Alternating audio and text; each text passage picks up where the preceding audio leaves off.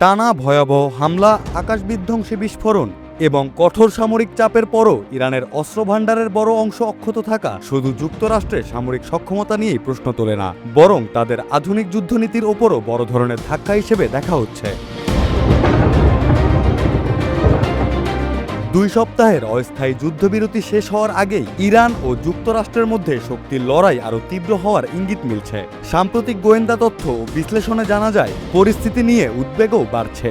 The new York টাইমসের এক প্রতিবেদনে উঠে আসা তথ্য সেই আশঙ্কাকে আরও জোরালো করেছে। প্রতিবেদন অনুযায়ী মার্কিন গোয়েন্দা ও সামরিক কর্মকর্তাদের ধারণা, ইরান তাদের সামরিক সক্ষমতার বড় একটি অংশ এখনও অক্ষত রাখতে পেরেছে। প্রায় 40% অস্ত্র ভাণ্ডার এবং 60%-এরও বেশি ক্ষেপণাস্ত্র লঞ্চার অক্ষত থাকা কোনো ছোট বিষয় নয়, বরং এটি স্পষ্টভাবে ইঙ্গিত করে যে ইরান কেবল প্রতিরক্ষামূলক অবস্থানে নেই, বরং সুযোগ পেলেই পাল্টা শক্তি প্রদর্শনের জন্য প্রস্তুত।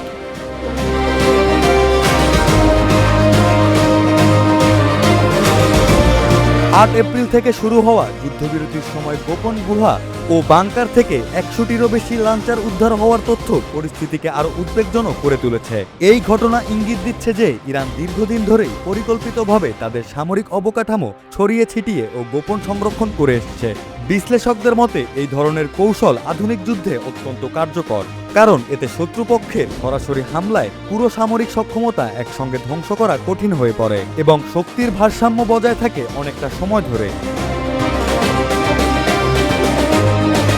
শুধু তাই নয়, ধ্বংসস্তূপের নিচে চাপা পড়ে থাকা ক্ষেপণাস্ত্র পুনরুদ্ধারের কাজও দ্রুত গতিতে চলছে বলে জানা গেছে। বিশ্লেষকদের মতে এই প্রক্রিয়া সম্পন্ন হলে ইরান তাদের আগের অস্ত্র ভাণ্ডারের প্রায় 70% পর্যন্ত পুনরুদ্ধার করতে সক্ষম হতে পারে। অর্থাৎ যুদ্ধবিরতির আড়ালে এখন এক ধরনের নীরব পুনর্গঠন চলছে, যা ভবিষ্যতে সম্ভাব্য সংঘাতকে আরও ভয়াবহ করে তুলতে পারে। যুক্তরাষ্ট্রের হামলায় ইরানের অস্ত্র উৎপাদন অবকাঠামো বড় ধরনের ক্ষতির মুখে পড়লেও দেশটি এখনও পুরোপুরি দুর্বল হয়নি, বরং তারা ভৌগোলিক সুবিধা ও অসমসামরিক কৌশলের ওপর ভিত্তি করে প্রতিরোধ জোরদার করছে।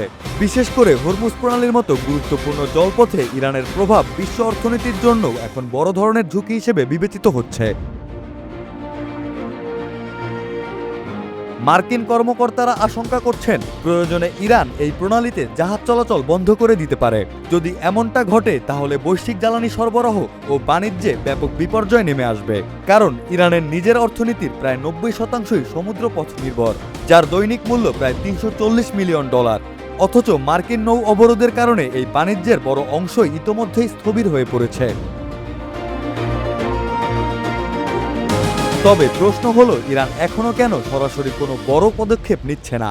বিশ্লেষকদের মতে এটি একটি কৌশলগত অপেক্ষা।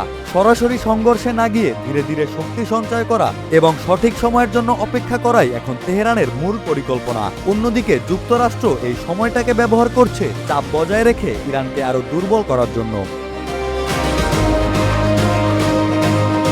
যুদ্ধবিরতির শেষ দিন যত এগিয়ে আসছে, ততই স্পষ্ট হচ্ছে এটি কোনো স্থায়ী শান্তির সূচনা নয়, বরং আরও বড় সংঘর্ষের পূর্বাভাস।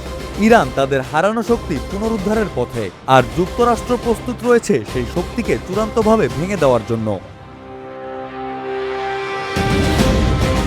এই সংঘাত যদি পূর্ণমাত্রায় বিস্ফোরিত হয়, তাহলে এর প্রভাব শুধু মধ্যপ্রাচ্যেই সীমাবদ্ধ থাকবে না, বরং পুরো বিশ্ব অর্থনীতি ও নিরাপত্তা ব্যবস্থার উপর গভীর ছাপ ফেলবে। এখন দেখার বিষয়, 22 এপ্রিলের পর পরিস্থিতি কোন দিকে মোড় নেয়, শান্তির দিকে নাকি আরও ভয়াবহ সংঘর্ষের দিকে।